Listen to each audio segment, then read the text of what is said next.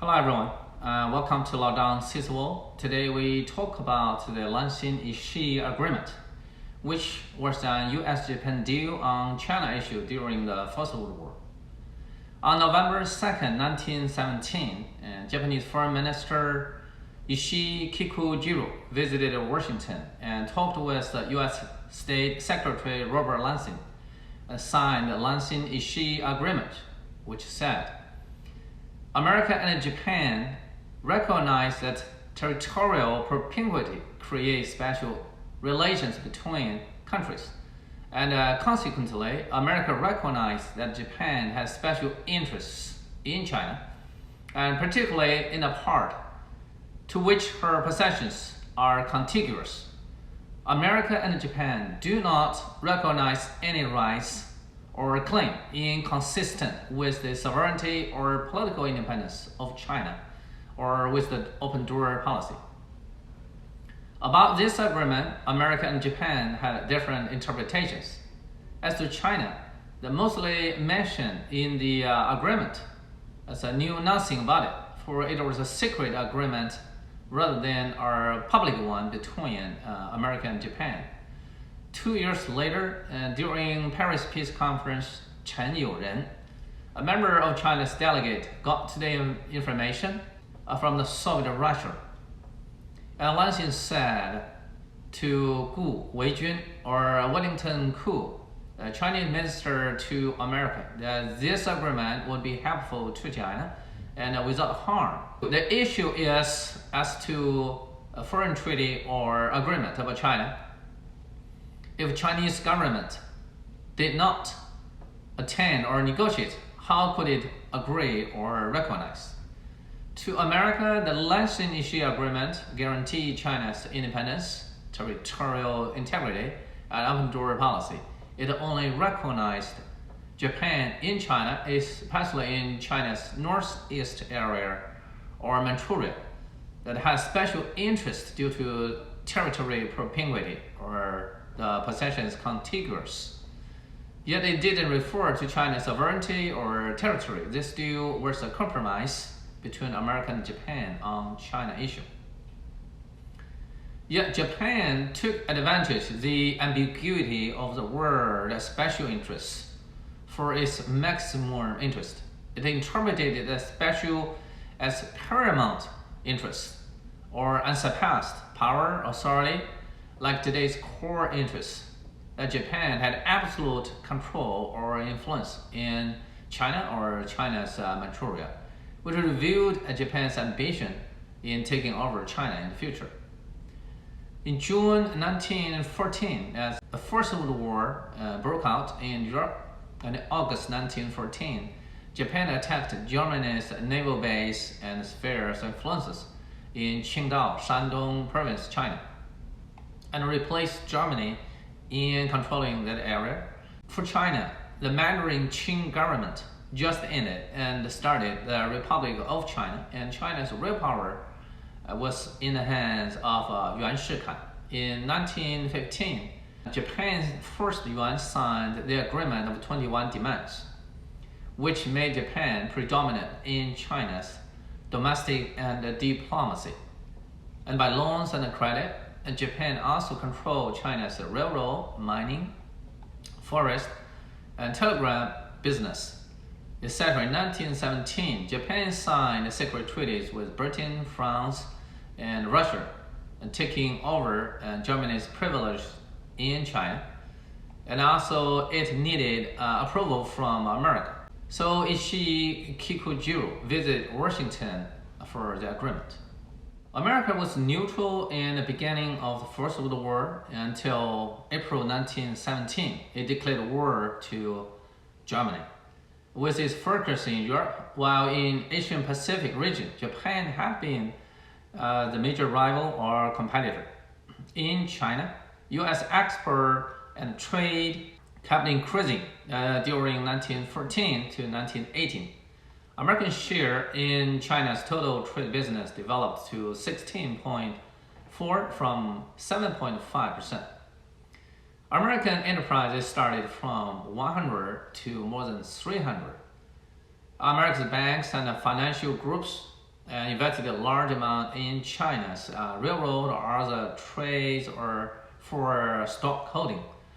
America had to ensure its business interest in China, and it supported the open door policy to equal opportunity. Meanwhile, during the period of war, it also needed Japan standing together with it and reached compromise in interest by recognizing Japan's special interest in China's territorial. It was for its own benefit and betrayed those of China's. The Treaty of Westphalia in 1919, U.S. President Wilson agreed Germany's rights in China's Qingdao and Shandong transferred to Japan, which revealed how fragile and hypercritical Wilson's idealism and his national determination.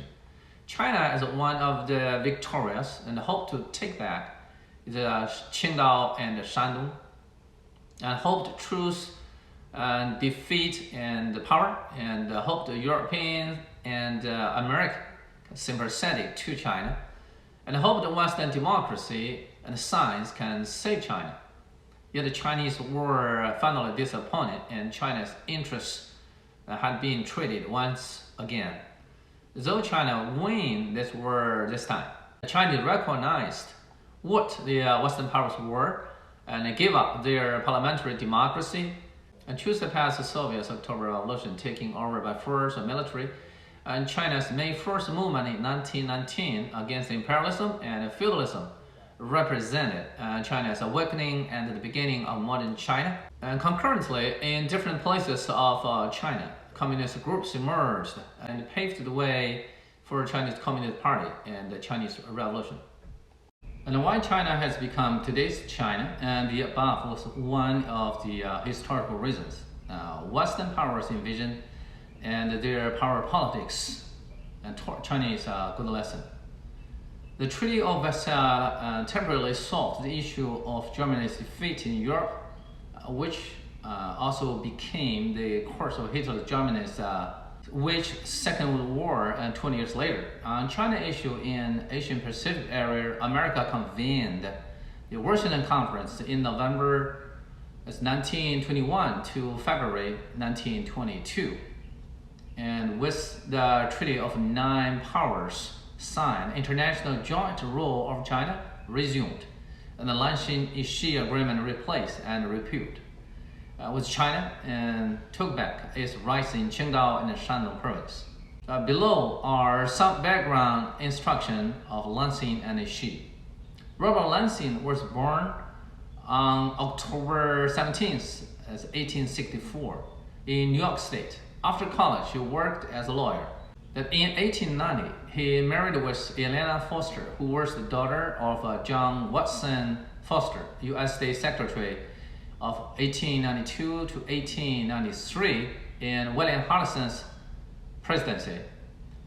Elena Foster has an elder sister named Addis Foster, who had two sons named John Dulles and Ellen Dulles.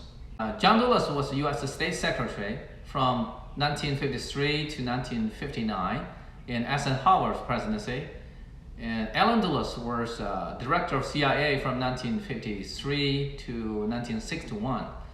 And we can see that Lansing was the uncle of John Dulles and Ellen Dulles. The Lansing gradually turned its focus from legal affairs to world affairs, especially in international law and arbitration. During 1894 to 1901, he worked as a legal counsel to China's legation in Washington.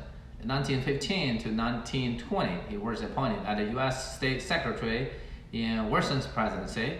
President Wilson himself was an expert in international affairs and a major representative of idealism theory. He had a private advisor, Colonel Edward House, similar to today's U.S. National Security Advisor. They two were actually the final decision makers, and Lansing worked mostly on the routine treaty affairs of the State Department. Lansing and President Wilson disagreed on many critical issues after the war. Lansing didn't support Wilson's joining in Paris Peace Conference or engagement in treaty negotiation. He believed that bargaining in diplomacy that would make the president in dilemma. On the Treaty of Versailles and the issue of League of Nations, Lansing preferred a separation of the two issues, the treaty first and the League of Nations later, making sure that there's achievement in the conference. On China issue, he preferred Qingdao and Shandong, the rights return to China, no more further compromise or concession to Japan. To all these suggestions, the President Wilson rejected and resulted in the Treaty of Versailles failed in U.S. Congress ratification and the futile of President's diplomacy effort. With Wilson's the House Wilson and absence in administration, the Lansing presided the cabinet for about 6 months and then resigned. He resumed his career as a lawyer, and in 1923, he worked as a legal counsel for China's Assembly in Washington. As to Japanese Foreign Minister Ishii Kikujiro, he was born in 1866 in Shiba Prefecture, and Japan. After graduating from the Law Department of Japanese Imperial University, he worked in the Japan's foreign embassies in France, Korea, and China. In 1900, during China's Boxing Rebellion and the Eight-Power Alliance besiege of Beijing, he was Japan's liaison with the Western powers. In 1915 to 1916, he was appointed as Japan's foreign minister and preferred better relations with Europe and America. He was rewarded as a Viscount due to his outstanding performance in diplomacy. In 1923 and 1926, he took the position of the chairman of the Council in League of Nations. During the Second World War, Ishii disagreed to Japan's alliance with Germany and Italy, in which Japan got very little help and only benefited Germany. On May 25, 1945, Ishii Kikujiro was killed in a U.S. air bombing to Tokyo.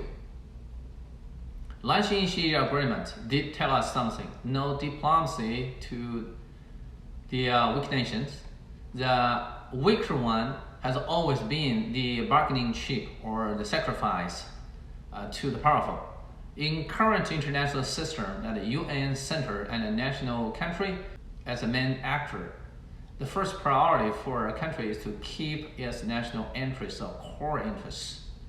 In the past, the America and Japan made a deal on China's Manchuria issue, and today they might make another deal on China's Taiwan issue.